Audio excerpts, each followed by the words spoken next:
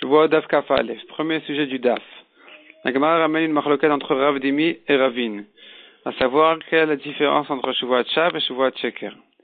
Rav Dimi a dit dans le Daf précédent, la différence entre Shavua Shav et Sheker, c'est celui qui jure au passé, il est ouvert sur Shav, au futur sur Sheker.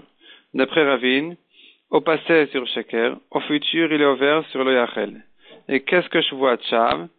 C'est celui qui ment, qui jure en mentant sur quelque chose d'évident et de connu de tout le monde.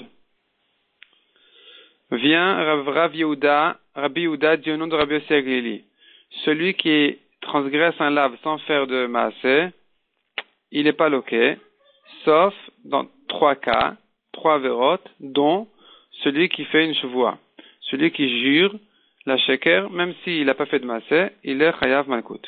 D'où est-ce qu'on apprend qu'il est chayav malkout? Parce que la Torah dit qu'il est naké Hashem ne nettoie pas sa faute, le Bedin nettoie sa faute en lui donnant des coups, en lui donnant un malkout. Et du fait que la Torah dit 2 fois le mot shav dans le pasuk, on apprend de ça, aussi bien Shavua Shav. Donc, Shavua Shav, comme on l'a expliqué, c'est quelque chose de reconnu de tout le monde, et il vient mentir sur ça.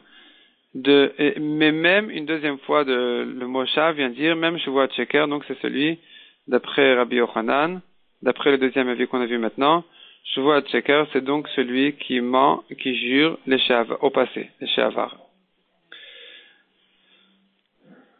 Et ici la question se pose de quel Shavua Sheker il s'agit. Et la Gemara explique qu'il s'agit d'un cas où il a menti, il a dit j'ai mangé, alors qu'il n'a pas mangé. Donc ça, c'est une Shavua Sheker qui ressemble à la Shavua Shav, les deux sont au passé. Et c'est sur ça que la Torah dit que malgré qu'il n'a pas fait de maaseh, il est chayav malkout. Mais celui qui jure au futur, ça dépend. S'il a fait un maaseh, évidemment qu'il est loqué. S'il n'a pas fait de maaseh, d'après Rabbi Yochanan, il est pas tour, il n'est pas chayav malkout. La Gemara demande d'une braïta qui dit voici Zoui, c'est celle-là la Shavua Bitouy sur laquelle on est chayav malkout bemezid ou korban beshogeg. Pourquoi la braïta dit Zoui, c'est celle-là, c'est que sur cette Shavua qu'on est chayav malkout ou korban. Mashma que sur une autre, on n'est pas chayav malkout. Et d'ailleurs la Sefa nous dit aussi Zoui Shavua Shav, c'est sur une Shavua Shav, c'est sur cette Shavua Shav qu'on est chayav malkout bemezid et qu'il est pas tour de korban beshogeg.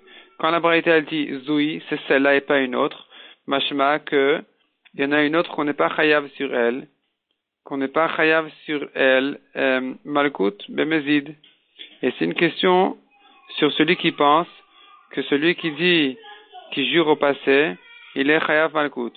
Ici on dirait que la braïta elle vient exclure ce cas-là pour dire qu'il est pas tour de malkout. Répond la Gemara. Il faut interpréter la braïta de la manière suivante. La Reisha qui dit, c'est sur cette Shavua Bitouy qu'on est chayav, malkout, bemezid ou korban beshogeg, elle vient exclure le cas de celui qui dit, je vais manger et qu'il n'a pas mangé. Celui-là est pas tour de malkout, puisqu'il n'a pas fait de maaseh. Donc il s'agit bien d'exclure une Shavua au futur. Mais au passé, comme on l'a vu, il est chayav malkout.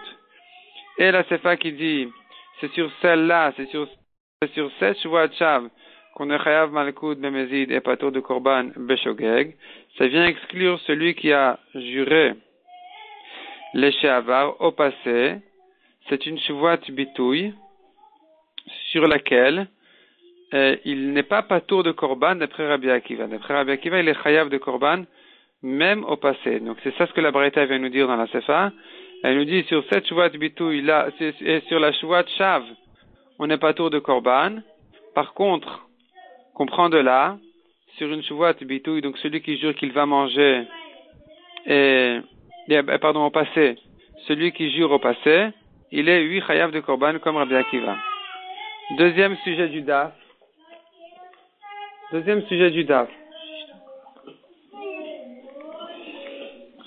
D'après Chachamim, celui qui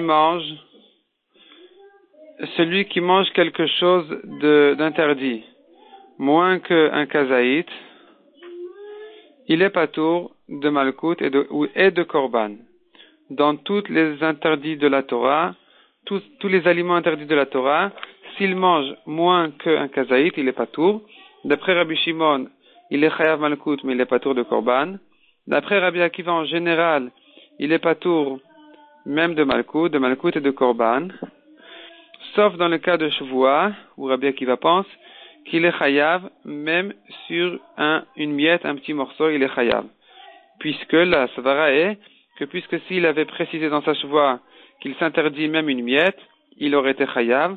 Donc même s'il n'a pas précisé, il est chayav même sur moins d'un kazaït. Et la Mishnah nous disait que Chachamim ont demandé à Rabbi Akiva, mais où est-ce qu'on a trouvé dans la Torah qu'un homme est chayav sur moins d'un kazaït, qu'un homme est chayav korban sur moins d'un kazaït. La Gemara s'étonne, pourquoi est-ce qu'on quelle est la question de Chachamim? Pourquoi est-ce que Chachamim s'étonne qu'on n'a pas trouvé dans la Torah que d'être chayav sur moins d'un kazaït? Pourtant, nous avons plusieurs cas où on est chayav. 5 cas, on est chayav sur moins d'un kazaït. Premier cas, celui qui mange une fourmi entière, il est chayav. La Gemara repousse une fourmi, c'est une créature complète. Et évidemment qu'on est chayav. C'est pas de ça qu'on parle. Deuxième cas, on voit qu'on est chayav sur moins d'un kazaït. C'est celui qui mange un aliment ekdesh. Il est chayav même si c'est pas kazaït. La Gemara dit, mais là-bas, le shiur, la quantité n'est pas un kazaït, la quantité, elle est shavé pruta. Donc, il y a une quantité à être chayav. Moins qu'un shavé pruta, il n'est pas chayav. Troisième question. Nous avons le cas de celui qui jure et qui précise dans sa chevoie qu'il s'interdit de manger même une miette. Celui-là est chayav sur moins d'un kazaït. Répond la Gemara, puisqu'il a précisé dans sa chevoie, donc il a considéré ça, il lui a donné une valeur. Quatrième question, celui qui jure de ne pas manger de la terre, il serait peut-être chayav même sur moins d'un kazaït. Répond la Gemara, c'est pas raoul achila, ça se mange pas, donc c'est pas un exemple valable. Cinquième et dernière question que la Gemara demande, pourquoi est-ce que Chachamim s'étonne en disant on n'a pas trouvé de cas où il est chayav sur moins d'un kazaït. La Gemara demande pourtant celui qui s'interdit beisur konam. Il dit, ce pain-là est interdit sur moi, bekonam. Il serait chayav même s'il a mangé une miette de ce pain-là. Et la Gemara répond que le konam est considéré comme s'il avait précisé de s'interdire même une miette de ce pain-là.